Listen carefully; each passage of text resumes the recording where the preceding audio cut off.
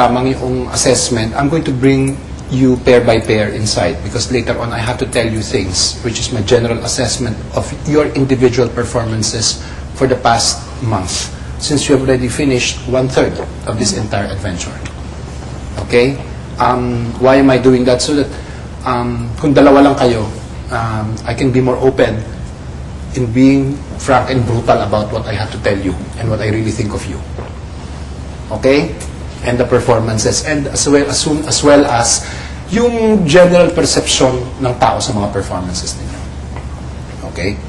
Now, then we're going to move to the other room where we're going to do our sensitivity, not necessarily sensuality exercises. Okay? In order for us to attack the material na gagamitin natin for Saturday in a much better manner. Okay? Now, I'll talk to you first as a group, okay, tungkol do sa performance ng Sabado, which is, I think, one of our better performances. Okay?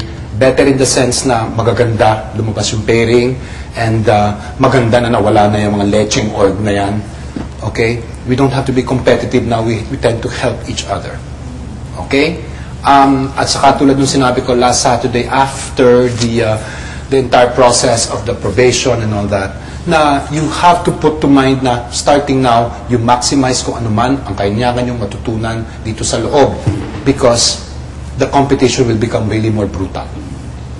Okay? And the reality is isa-isa kayong mawawala na hanggang maiwan yung top 3. Okay? Now, maganda yung performance ng Sabado because